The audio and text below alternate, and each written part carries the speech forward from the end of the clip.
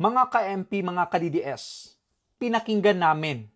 Hindi namin pinutol. Hindi namin binago ang konteksto. Pinakinggan namin ang opening statement ni Attorney Joel Butuyan sa ICC confirmation hearing. At may mga salitang binitawan na hindi namin pwedeng palampasin. Hindi dahil galit kami, kundi dahil Pilipino kami.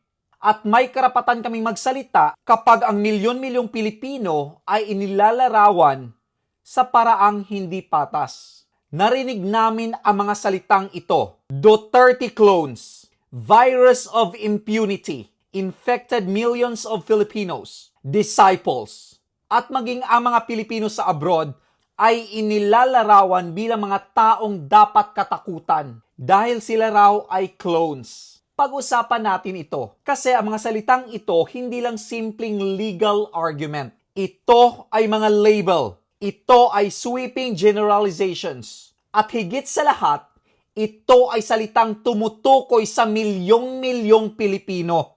Kasama kami. At gusto kong direktang sagutin ang mga salitang ginamit niya. Ang pagtawag sa amin bilang disciples. Ang pagtawag sa amin bilang clones. Ang pagtawag sa amin bilang virus. At ang pagsasabing kami ay infected. Ang mga salitang ito ay hindi lamang mabibigat. Ang mga salitang ito ay hindi lamang offensive.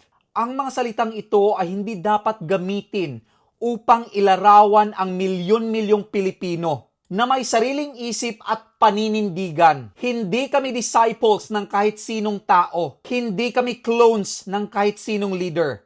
Hindi kami infected. Kami ay mga malayang Pilipino na may kakayahang mag-isip, magtanong at magdesisyon para sa aming mga sarili. At ang paggamit ng ganitong salita upang ilarawan ang mga mamamayan ay hindi makatarungan at hindi nararapat. Kami ay mga Pilipino, kami ay mga OFW. Kami ay mga mamamayan na iniwan ang sariling bayan, hindi para manakit ng kapwa Pilipino, kundi para magtrabaho, para mabuhay ng marangal, para suportahan ang aming pamilya. Hindi kami banta, hindi kami virus, hindi kami clone. Ang pagkakaroon namin ng sarili naming paniniwala ay hindi nangangahulugan na kami ay wala ng kakayahang mag-isip.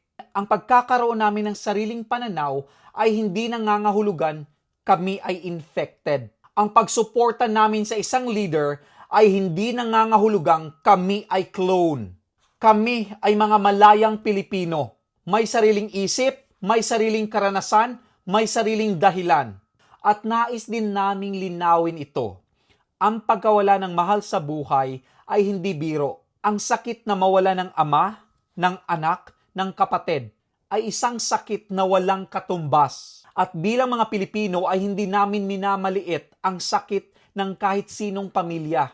Hindi namin minamaliit ang kanilang pagdurusa dahil ang bawat buhay ay mahalaga. Pero kasabay nito, hindi rin makatarungan na ilarawan ang buong bansa, na ilarawan ang milyon-milyong Pilipino. Ang virus, bilang clone, bilang disciples, bilang infected, dahil kami ay hindi virus. Kami ay hindi clone. Kami ay Pilipino. Kami ay mga manggagawa. Kami ay mga magulang. Kami ay mga anak.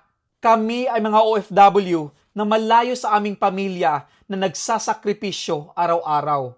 Hindi kami nawala ng kakayahang mag-isip. Hindi kami nawala ng dignidad. Hindi kami nawala ng karapatan magkaroon ng sariling paninindigan. Ang ICC ay isang korte. At sa korte, ang basihan ay ebidensya. Hindi labels, hindi insults. Hindi generalizations laban sa milyon-milyong mamamayan. Hayaan ang ebidensya magsalita. Hayaan ang proseso ang magpapatunay ng katotohanan. Dahil sa huli, ang katotohanan ay hindi kailangan ipilit. Ang katotohanan ay hindi kailangan samahan ng labels laban sa buong populasyon.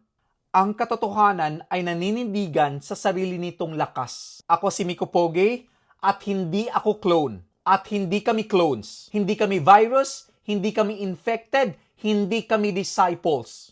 Kami ay mga Pilipino, may sariling isip, may sariling boses. At patuloy naming gagamitin ito